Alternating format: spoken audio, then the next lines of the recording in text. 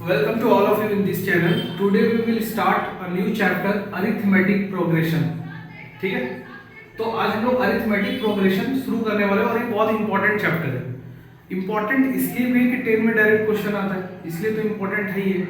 और जिसको साइंस लेके पढ़ना है उसके लिए तो बहुत इंपॉर्टेंट है, क्योंकि क्लास 11 में सेम यही सब चीज आएगा जो अभी हम तुमको पढ़ाएंगे, बहुत डिटेल में पढ़ाने वाले हैं, तो पूरा लेक्चर जरूर देखना। ठीक है, तो चलिए शुरू करते हैं arithmetic progression.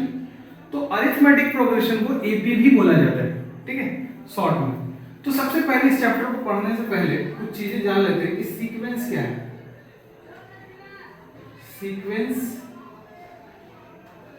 What is sequence, ठीक है। तो it is an arrangement of numbers. It is an arrangement of numbers according to some rule. According to some rule. ठीक है, नहीं समझ में आया कोई दिक्कत नहीं, एग्जाम्पल देखो समझ में आ जाएगा। जैसे कि मान लो एक नंबर का सजावट जिसमें कोई पैटर्न होना चाहिए। जैसे कि मान लो अगर हम लिखे 1, फिर लिखे 4, फिर लिखे 9, फिर लिखे 16, तो तुम अगला नंबर बता सकते हो क्या होगा? शायद हमको लगता है कि ये बाद में लिखे, ठीक है, ये थोड़ा टफ हो गया, तुम तो सिंपल से ये लिखो 2, 4, 6, 8। तुमको समझ में आ गया हो कि अगला नंबर क्या होने वाला है, 10, फिर उसका अगला नंबर 12। तुम ये अगला नंबर को प्रेडिक्ट कर पा रहे हो, क्यों? क्योंकि ये एक सीक्वेंस है, और सीक्वेंस में खास बात ये होता है कि ये एक अरेंजमेंट ऑफ नंबर है जो कुछ रूल के हिसाब से लिखा जा रहा है, मतलब कोई ना कोई रूल को ये जरूर फॉलो कर रहा है। तो ये इवन नंबर लिखा जा रहा है, तो इसलिए अगला इवन नंबर तुमको बताना है, तो तुम बता सकते हो। दूसरा देखो 1, 3, 5, 7, ये भी एक रूल के हिसाब से लिखा गया, तो ये भी एक सीक्वेंस है, ठीक है। थर्ड नंबर, अब वो वाला ले लेते 1, 4, 9, 16। अब ये अगला नंबर क्या होगा? अगला नंबर 25 होने वाला है, उसका अगला नंबर 36 होने वाला है। अब तुम सोच रहे हो कि नहीं ऐसा कुछ तो समझ में नहीं आ रहा हो, तो बहुत सारे बच्चों को नहीं समझ में आ रहा, तो उसके लिए हम बता रहे ये बेसिकली 1 का स्क्वायर लिखा हुआ है, और ये 2 का स्क्वायर है, और ये 3 का स्क्वायर है, ये 4 का स्क्वायर है। तो अगली बार जो नंबर आएगा वो 5 का स्क्वायर होगा, इसलिए 25। उसका अगला नंबर जो आएगा वो 6 का स्क्वायर होगा, इसलिए 36। और देखो जैसे कि मान लो हम ऐसे लिख दिए 1, ठीक है, फिर लिख दिए 8, फिर लिख दिए 27, तो तुम अगला नंबर इसका भी प्रेडिक्ट कर सकते हो। क्यों? क्योंकि जैसे ये 1 का स्क्वायर लिखा हुआ है, ये 1 का क्यूब है, ये 2 का क्यूब है, ये 3 का क्यूब है, तो 4 का क्यूब कितना हो जाएगा 64, और 5 का क्यूब कितना हो जाएगा 125। तो इस तरह से तुम आगे का नंबर प्रिडिक्ट कर सकते हो। तो मतलब ये जो नंबर लिखा गया है, इस नंबर का जो अरेंजमेंट किया गया वो किसी रूल के हिसाब से किया गया है, इसलिए ये सब क्या है, सीक्वेंस है। एक और देखो, ये देखो 2, 5, ठीक है, 8, ये भी एक सीक्वेंस है। अब इसमें जैसे कि इसमें क्या रूल लगाया गया, इवन नंबर लिखा गया, मतलब एक नंबर को छोड़ के हर नेचुरल नंबर को, पहला वाला नेचुरल नंबर को छोड़ दी, अगला वाला लिख दी, फिर उसका अगला वाला छोड़ दी, फिर अगला वाला लिख दी। तो इस तरह से ये नंबर का पैटर्न है। इसमें कैसे है, पहला वाला लिख दी नेचुरल नंबर में, दूसरा छोड़ दिए, फिर नेक्स्ट लिखे, फिर नेक्स्ट छोड़ दी, ऐसे ये आ गया। और इसका रूल क्या है कि हर नेचुरल नंबर का स्क्वायर करके लिख दी। इसका रूल क्या है, हर नंबर का क्यूब करके लिख दी। इसका रूल क्या है कि हर नंबर में 3 ऐड कर रहे हैं। जैसे कि अगर तुम इस नंबर में इस नंबर तक जा रहे हो तो 3 ऐड करो, और फिर यहां जाओ तो इसमें 3 ऐड कर दो, तो अगला वाला क्या हो जाएगा 11 हो जाएगा। तो सीक्वेंस की एक खास बात होता है कि तुम अगला वाला नंबर प्रेडिक्ट कर सकते हो, इसी को सीक्वेंस बोलते हैं। तो सीक्वेंस किसको बोलते हैं ये समझ में आ जाना चाहिए, ठीक है। अब सीरीज क्या है, देखो एक टर्म होता है सीरीज और एक टर्म होता है सीक्वेंस। जब तुम क्लास 11 में जाओगे ना, तो चैप्टर का नाम ही क्या होगा, सीक्वेंस एंड सीरीज, और उसमें एक सब टॉपिक होगा अरिथमेटिक प्रोग्रेशन, फिर ज्योमेट्रिकल प्रोग्रेशन। तुम्हारे सिलेबस में अभी अरिथमेटिक प्रोग्रेशन ही है। तो सीक्वेंस एंड सीरीज यहीं पे हम तुमको समझा दे रहे हैं। सीरीज क्या है? summation of sequence is known as known को शॉर्ट में हम ऐसे लिखते हैं, ठीक है।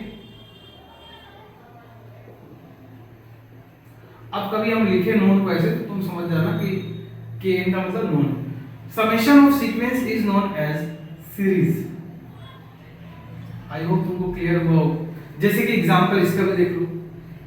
अगर हम ये एक सीक्वेंस है, हम इसको जोड़ो 2 + 4 + 6 + डॉट डॉट डॉट जहां तक मर्जी वहां तक। जैसे कि मान लो nth टर्म तक जोड़ दिए, nth टर्म तक जोड़ दिए, तो यहां पे लिख दो up to nth term, up to. जैसे 10 टर्म तक ये 2 टर्म है, तो 2 टर्म को जोड़ोगे तो अप टू 2 टर्म्स, 3 टर्म को जोड़ोगे तो अप टू 3 टर्म्स। हमारा तो हम मन है 80 टर्म्स तक को जोड़ने का, तो up to 80 terms. Up to n terms का मतलब क्या? अब तुम n का वैल्यू कुछ भी रख लो, ठीक है। इसी तरह से किसी को भी जोड़ दो, ये पहला एग्जांपल हो गया। तुम इसको भी जोड़ सकते हो 1 + 4 + 9 + एंड सो ऑन। तो ये सब सीरीज है। सीक्वेंस क्या है? Arrangement of a number according to some rule, और सीक्वेंस को ऐड कर देंगे तो वो सीरीज कहलाता है। आई होप इतना क्लियर होगा, नोट कीजिए इसको।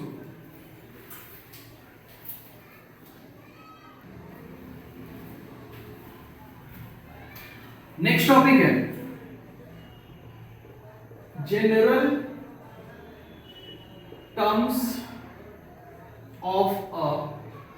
Term of a sequence.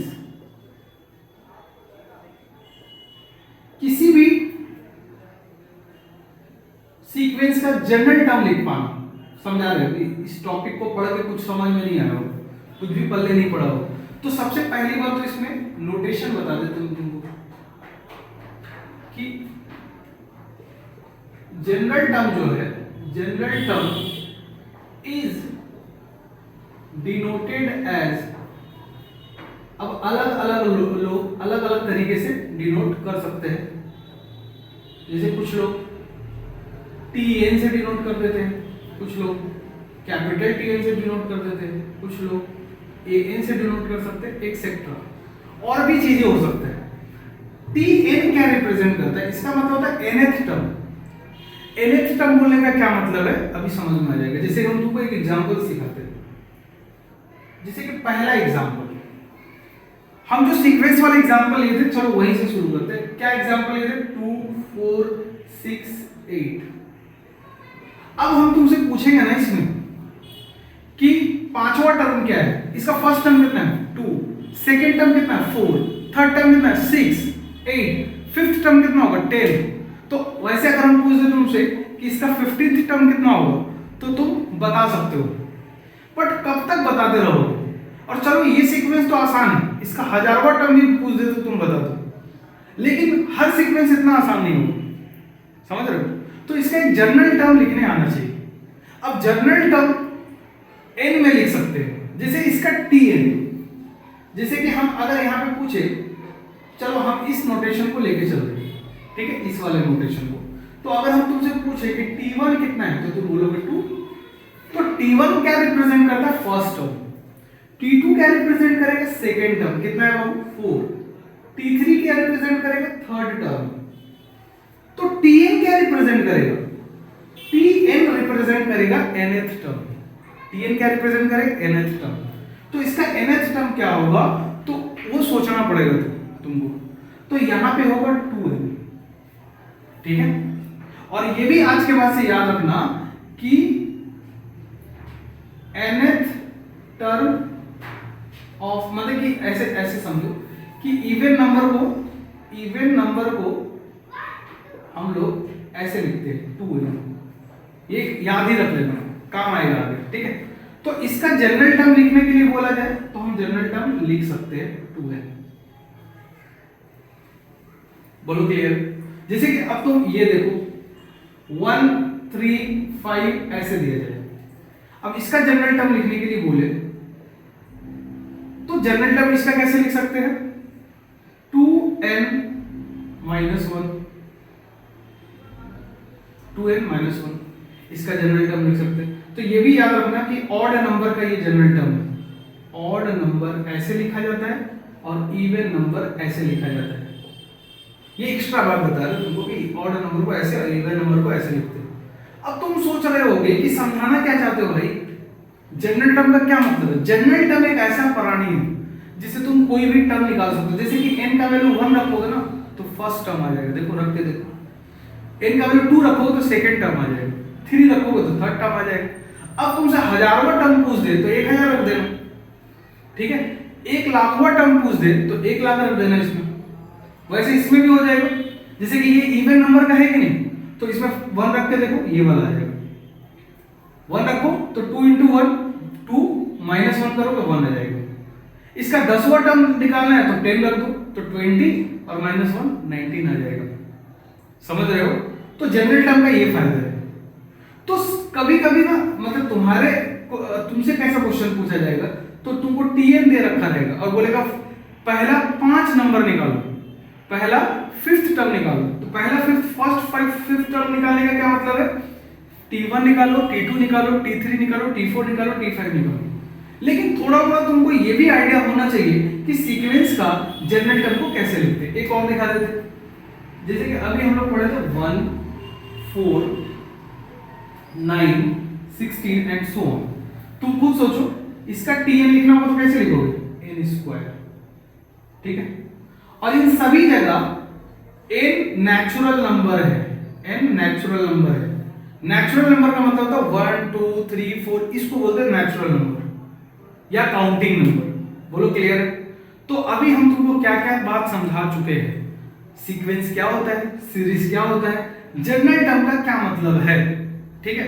और जनरल टर्म दिया हो तो तुमको ये सीक्वेंस लिखने आना चाहिए, और सीक्वेंस दिया हो तो जनरल टर्म लिखने में थोड़ा सा परेशानी तो आता है, बट इससे ये लिखना बहुत आसान है। बट समय के साथ तुम ये भी लिखना सीख जाओगे, ठीक है। नोट करो तुम।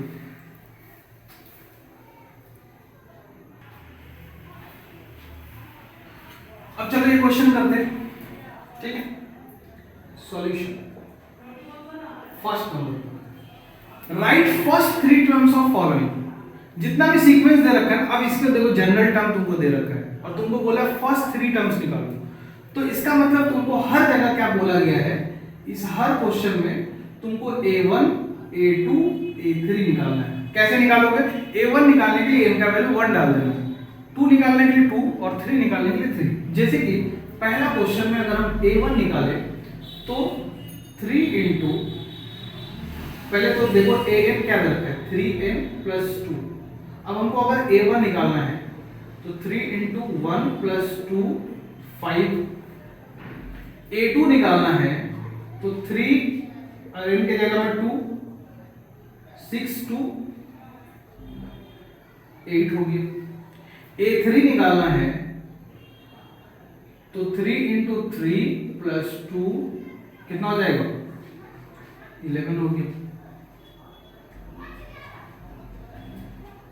ठीक है ना। तो फर्स्ट 3 टर्म्स निकल गए। तो फर्स्ट 3 टर्म्स क्या है? 5 8 11। तो ये एक सीक्वेंस हो जाएगा। आई होप समझ में आया होगा। सेकंड नंबर देख लेते हैं। an = दे रखा है n² + 1। तो a1 निकालना है तो n का वैल्यू 1 डाल दो, 2 हो गया। 2 निकालना है तो 2 डाल दो, 5 हो जाएगा। a3 निकालना तो 3 डाल दो, तो ये 10 हो जाएगा। तो फर्स्ट 3 टर्म्स जो आया वो 2, 5, 10 ये आया।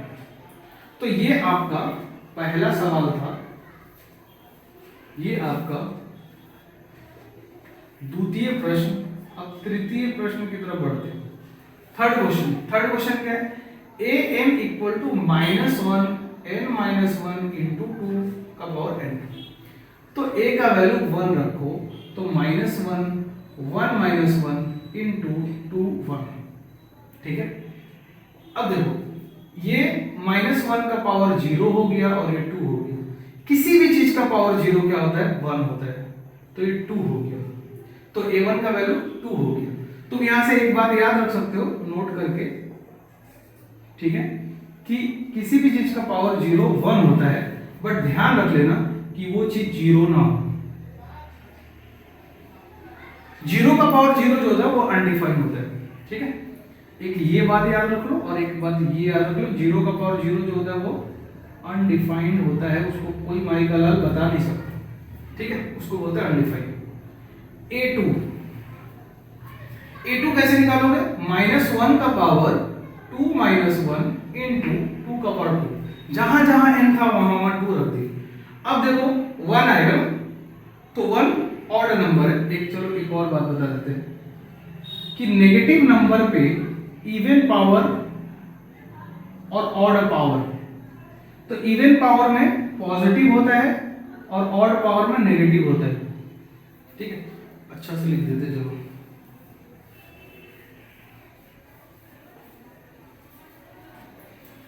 अच्छा से लिख देते हैं आपके लिए कि a का पावर 0 1 होता है, बस शर्त है कि a 0 नहीं होना चाहिए।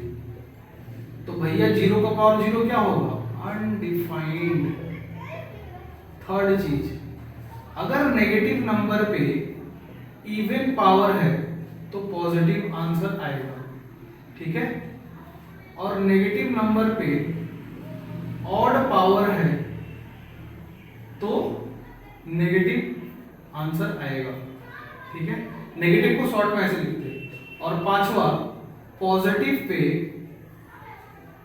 पे इवन हो या ऑड हो हमेशा पॉजिटिव ही आएगा। ये बात पता भी होगा तुमको, फिर भी कुछ लोगों को नहीं पता हो तो बता दिए।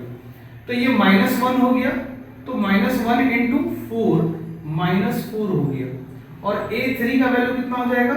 रखो -1 और 3 - 1 इंटू 2 का पावर 3, तो ये हो गया। अब देखो इवन पावर आ जाएगा, 3 में से 1 घटेगा, तो ये 1 हो गया और ये 8 हो गया, माने 8 हो गया। तो शुरुआत का जो 3 टर्म है वो क्या क्या आ गया? शुरू में 2 आ गया और 4 आ जाएगा, 8 आ जाएगा एंड सो ऑन। तो ये वाला जो तुम्हारा है ये 3rd नंबर क्वेश्चन है, और ये नोट है तो कहीं पे लिख लेना अपने नोटबुक में, इसको नोट कीजिए, फिर अगला क्वेश्चन बताते हैं।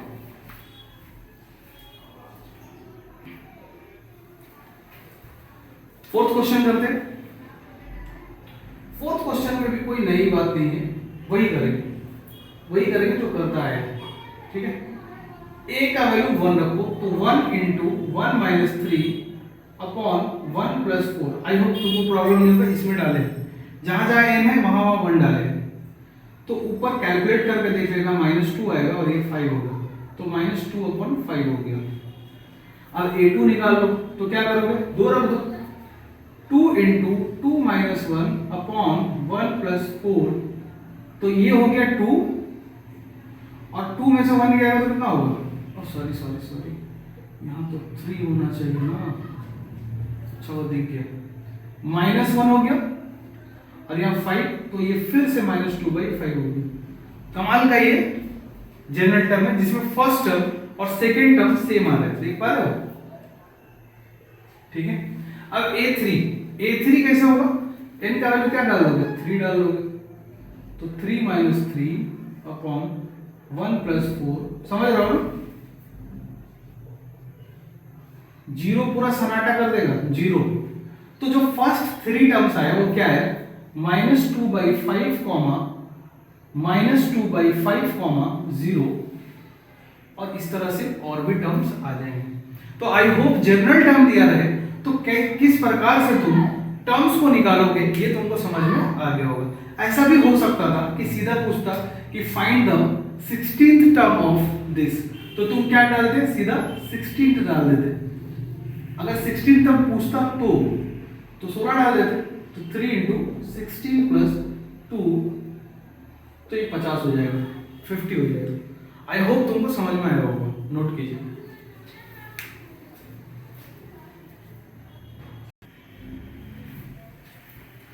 अब देखिए इसी में थोड़ा सा नेक्स्ट लेवल का क्वेश्चन, मतलब थोड़ा उससे अच्छा क्वेश्चन करते हैं। यहाँ पे देखो ध्यान से, मतलब ये नेक्स्ट लेवल का क्यों है? टफ है ये? नहीं, ये क्वेश्चन देख के टफ लगता है इसलिए। फाइंड द नेक्स्ट 5 टर्म्स, मतलब अगला 5वां टर्म निकालो। अब किसका? जिसका फर्स्ट टर्म 1 है और nth टर्म कुछ इस प्रकार से डिफाइन है, और ये जो nth टर्म है ना, ये वाला जो टर्म है इसमें n का वैल्यू क्या वैलिड है, 2 या 2 से अधिक, ठीक है। अच्छा, वैसे तो मेंशन होना चाहिए क्वेश्चन में कि n belongs to natural number, माने 1 2 3 ऐसा ही हो सकता है। अगर नहीं भी मेंशन है तो तुम n को नेचुरल नंबर ही मानोगे सीक्वेंशियल सीरीज में, लेकिन दिया होना चाहिए, ठीक है, ताकि तुमको कंफ्यूजन ना हो। अब आइए इसको बनाते हैं। तो अगला 5 टर्म, तो पहला टर्म तो दे रखा है, तो अगला 5 टर्म मतलब ये जो पहला क्वेश्चन है इसमें तुम्हारा m क्या है, a2 a3 a4 a5 a6 निकालना, क्योंकि अगला 5 टर्म यही बनेगा। तो a1 तो पता है, तो चलिए an का डेफिनेशन क्या लिखा है वो देखते हैं, ठीक है। तो दूसरा टर्म तो निकालना है ना अपने को, तो 2 रखो, तो a का वैल्यू 2 रखोगे तो सोच के देखो 2 - 1 हो जाएगा कि नहीं बताओ।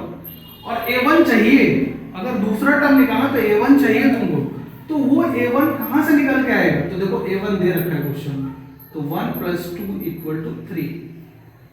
अब मान लो तुमको a3 निकालना है, तो क्या करोगे, तो वही डेफिनेशन यूज करोगे ना, 3 पुट करके। तो इसमें क्या लिखोगे, a2 + 2, तो इसके लिए तुमको a2 निकालना पड़ेगा, तो a2 तुम निकाल कर रखे हो, तो पुट कर दो तो 5 आ जाएगा।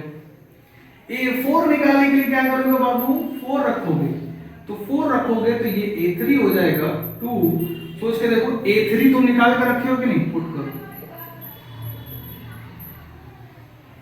a1 के बिना a2 संभव नहीं था, a2 के बिना a3 नहीं था पॉसिबल, और a3 के बिना a4 पॉसिबल नहीं था, ठीक है। चलिए आइए a5 निकालने की कोशिश करते हैं। तो क्या यहाँ पे यही हो जाएगा ना, इसमें डालोगे जब 5 तो a4 चाहिए ना इसके लिए, तो वो तो 7 निकाल कर रखते हो ना, तो 9 हो गया।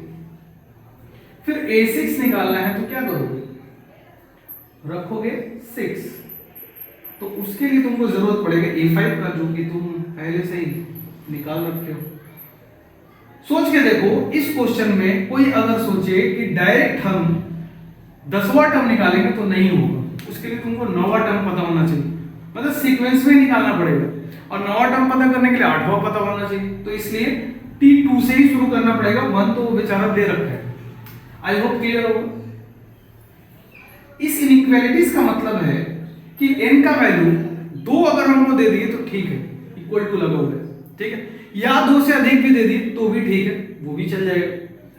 इसका मतलब क्या होगा कि 2 से अधिक ही चाहिए, 2 नहीं चलेगा, 2 नहीं चलेगा, ठीक है, तो 2 से अधिक ही चाहिए, तो मतलब इसमें 2 रखना वैलिड नहीं है। और वैसे भी वो पहला टर्म और दूसरा टर्म दे रखा है, ठीक है। तो तुमको नेक्स्ट 5 टर्म निकालना है, इसका मतलब तुमको दूसरे पार्ट में जो निकालना पड़ेगा वो a3 a4 a5 a6 a7 a8, I think 5 हो गया, अच्छा कुछ ज्यादा ही हो गया, 5 ही निकाला, तो 5 ही निकालते, ओवर स्मार्ट नहीं बनते, ठीक है। अब देखो क्या दे रखा है, an की वैल्यू दे रखी है an -1 -3, और तुमको सीधा क्या निकालना है, a3 निकालना है, तो a3 निकालो, तो 3 रख दो, a2 -3। तो इस क्वेश्चन में a1 का तो जरूरत ही नहीं पड़ा, लेकिन a2 का जरूरत पड़ रहा है, तो a2 भी कितना दे रखा है, 2 दे रखा है, तो 2 पुट कर दो, तो 2 - 3 - 1 हो गया, ठीक है। और a4 कैसे निकालोगे, इस वाले कहां गया वो डेफिनेशन, इस वाले डेफिनेशन में हम 2 रखे तो a2 आ गया, सॉरी a2 तो पहले से दिया हुआ, 3 रखे तो a3 आ गया, 4 रखना है, 5 रखना है, 6 रखना है और 7 रखना है। तो अभी हम a4 निकालने के लिए क्या रखेंगे, 4 रखेंगे, तो 4 रखो, तो 4 रखोगे तो 3 हो जाएगा, और ये वाला टर्म निकला हुआ है तो ये -4 हो गया। a5 निकालोगे तो क्या रखोगे, 5, तो 5 रखो उसमें, तो ये हो जाएगा a4 - 3, तो -4 है, तो ये -7 हो गया। a6 निकालिएगा तो 6 रखना पड़ेगा, तो तुमको मिलेगा ये, तो ये कितना है, -7 -3 -10 हो गया। और लास्ट a7 निकालना है, तो a6 हो जाएगा, यहाँ पे यहाँ रखोगे अगर 7 तो ये -10 है -3। तो इस तरह से तुम्हारा जो इस सीक्वेंस बनेगा, a3 का वैल्यू कितना हो गया, -3, ठीक है। A4 कितना हो गया, -4, -7, -10, -13। तो ये वो 5 टर्म है जो तुमको चाहिए था, और यहाँ पे वो टर्म कौन है, 3, 5, 7, 9, 11 जो तुमको चाहिए था। तो इस क्वेश्चन का आंसर ये है और इस क्वेश्चन का आंसर ये है। आई होप क्लियरली तुमको समझ में आया होगा, नोट कीजिए।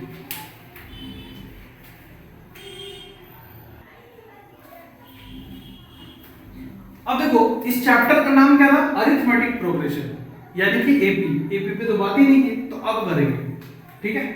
तो चलिए आइए बात करते हैं एपी पर। अरिथमेटिक प्रोग्रेशन को एपी ही लिखेंगे शॉर्ट में, ठीक है। एपी क्या है, इट इज अ सीक्वेंस, ये भी एक सीक्वेंस है। अगर ये सीक्वेंस है तो एक रूल को फॉलो करेगा, तो एक स्पेशल रूल को फॉलो करने वाले सीक्वेंस को क्या बोलते हैं, एपी बोलते हैं। तो it is a sequence in which we get next term by adding a constant term, a constant term. बोलो क्लियर। एपी एक ऐसा सीक्वेंस है जिसमें अगला टर्म तुमको कैसे मिलेगा, अगला टर्म कैसे मिलेगा, अगला टर्म ऐसे मिलेगा कि तुमको कोई कांस्टेंट नंबर को ऐड करके अगला टर्म मिलेगा। जैसे कि एग्जांपल में अगर हम एक एपी का एग्जांपल ले, तो मान लो फर्स्ट टर्म हम 7 मान लिए, अब इसमें 3 ऐड करते जाओ, तो इसमें 3 ऐड करो तो अगला टर्म 10, इसमें 3 ऐड करोगे तो अगला टर्म 13, फिर इसमें करो 16। तो ये जो सीरीज है, ये जो सीक्वेंस है, ये सीक्वेंस का स्पेशल नाम क्या है, एपी। तो दिस सीक्वेंस इज एपी, इस टाइप का सीक्वेंस को एपी बोलते हैं। क्या ऐड करके आया है नेक्स्ट टर्म, तो वो जो ऐड करके जो नेक्स्ट टर्म आता है उसको बोलते हैं कॉमन डिफरेंस, याद रखना, कॉमन डिफरेंस। तो कॉमन डिफरेंस को हम लोग डी से डिनोट करेंगे, तो इस केस में कॉमन डिफरेंस 3 है। आई होप ये समझ में आओगे।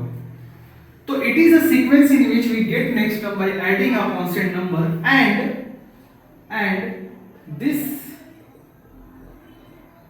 Constant number is known as common difference, common difference, ठीक है। And it is denoted as small d। समझ में? एक और एग्जांपल देखो, जैसे कि हम बोले 5, ठीक है, 9, 13, क्या ये एक एपी है? बिल्कुल है। इसका कॉमन डिफरेंस कितना है? तो वो 4 है, ठीक है। अब एक बात याद रखना, किसी भी एपी का सवाल कर रहे हो, किसी भी एपी का सवाल कर रहे हो, उस एपी का सवाल में 2 चीज हमेशा आपको पता होना चाहिए, first term and common difference. अगर कहीं नहीं पता है तो उसको एज्यूम करो, लेट करो कि फर्स्ट टर्म ए है, कॉमन डिफरेंस डी है। तो अगर हम एक जनरल एपी देखें तो एक जनरल एपी कैसा दिखेगा, तो 2 चीज पता होना चाहिए, फर्स्ट टर्म, तो मान लो फर्स्ट टर्म ए है और कॉमन डिफरेंस जो है, जिसको हम कॉमन डिफरेंस सी डी लिख रहे हैं, डी है। तो जो एपी दिखेगा वो कैसा दिखेगा, देखो ध्यान से, ए पहला टर्म, अगला टर्म क्या आएगा, डी जोड़ के, तो डी जोड़ दो, इसमें डी जोड़ो तो उसका अगला टर्म आ जाएगा, इसमें डी जोड़ो तो अगला टर्म आ जाएगा। तो इस तरह से एक एपी किसको बोलते हैं वो समझ में आना चाहिए, ठीक है, समझ में आया। अब कॉमन डिफरेंस के बारे में कुछ जान लेते हैं। कॉमन डिफरेंस, कॉमन डिफरेंस को डी से डिनोट करते हैं। तो कॉमन डिफरेंस कैसे निकालोगे, तो कॉमन डिफरेंस निकालने का तरीका होता है, किसी भी टर्म को पकड़ लो, मान लो वो टर्म nth है और उसका जस्ट प्रीवियस वाले टर्म में से उसको घटा दो। नहीं समझ में आएगा कोई दिक्कत नहीं। जैसे कि इसका कॉमन डिफरेंस चाहिए तो किसी भी एक टर्म पे हाथ रख दो, जैसे कि इस पे हाथ रख दिया और इससे पहले वाला टर्म कौन है, ये, तो इसमें से इसको घटाना, अगला टर्म में से पिछला टर्म घटेगा। तो सोचो ये क्या है, t3 है, तो ये T3 - 1 है कि नहीं, यानी कि T2 देखो Tn है और Tn-1 कॉमन डिफरेंस निकल जाएगा। देखो 13 में से 10 घटाओ 3 आ जाएगा, 9 में से 5 घटाओ 4 आ जाएगा, 13 में से 9 घटाओ 4 आ जाएगा। किसी भी टर्म को पकड़ो और उसका प्रीवियस टर्म से सबट्रैक्ट कर दो, आ जाएगा तुम्हारा कॉमन डिफरेंस। ठीक है, तो आई होप कि एपी किसको बोलते हैं, एपी में खास बात क्या है और उसमें कांस्टेंट टर्म क्या कहलाता है, ये आपको समझ में आया होगा। नोट कीजिए।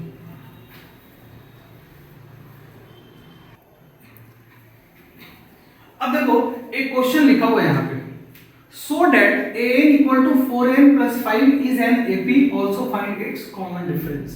मतलब हमको प्रूफ करना है कि ये जो लिखा हुआ है ना वो एपी है। तो जब भी तुमको इस तरह का सवाल दे कि an कुछ है और वो एपी में है, तो एपी में प्रूफ करने का क्या तरीका है वो पहले सीखते, फिर इस सवाल को सॉल्व करेंगे। ठीक है, तो इस तरह का सवाल करने का मतलब कि to proof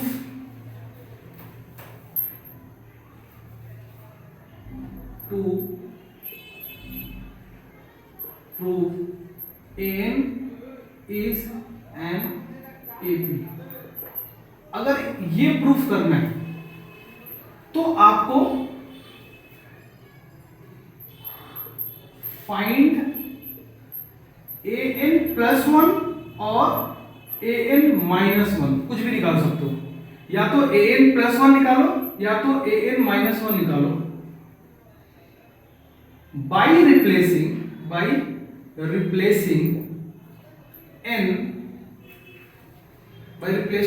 n by n+1 और n-1 रेस्पेक्टिवली।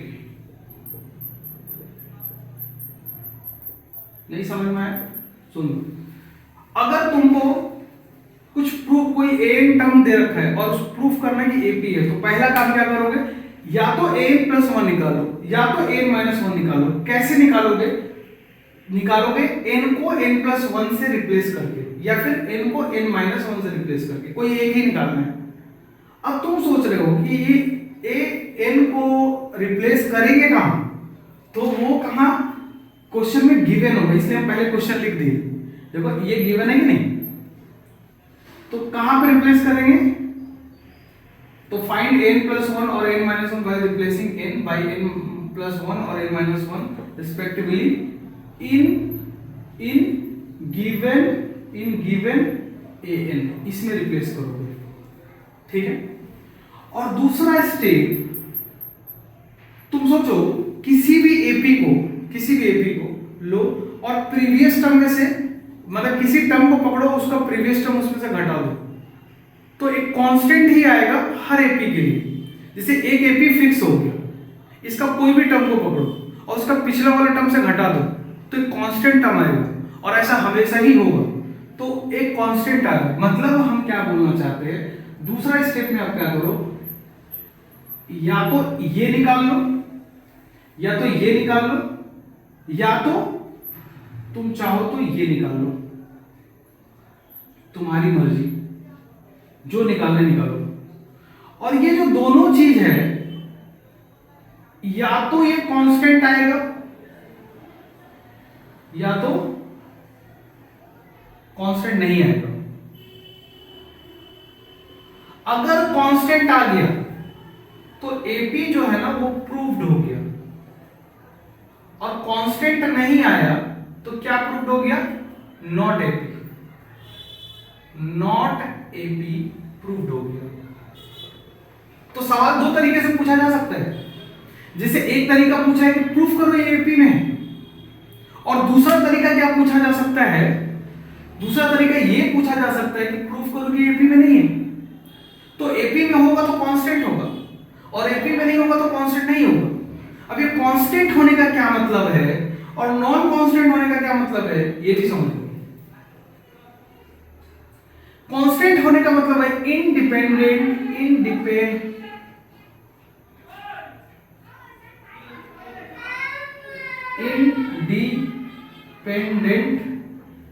ऑफ n से इंडिपेंडेंट होगा। अच्छा दिख नहीं रहा है, तो एक काम करते हैं, ऊपर लिख लेते हैं। जैसे कि तुम जब an माइनस ये वाला सॉल्व करोगे ना, तो ये सॉल्व करोगे तो n का टर्म्स में होगा, बट वो सारा n का टर्म्स गायब हो जाए। मतलब ये वाला जो चीज है, ये डिफरेंस और ये या फिर ये डिफरेंस कांस्टेंट आ जाए। इसका क्या मतलब है कि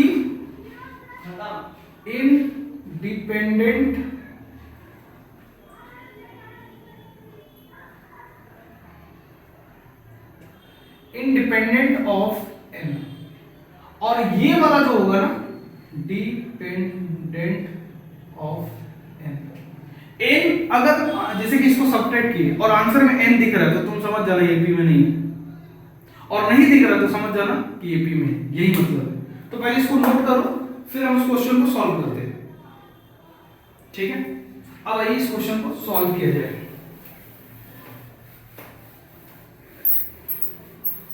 अब जैसे कि इस क्वेश्चन में कैसे सॉल्व करेंगे, तो लिखेंगे गिवन, क्या गिवन है, an equal to 4n plus 5 given है। ठीक है, अब इसमें लिखेंगे replacing n by n plus 1। तुम्हारी मर्जी n प्लस 1 निकालो या n माइनस 1 निकालो, चलो हम n प्लस 1 निकालते हैं।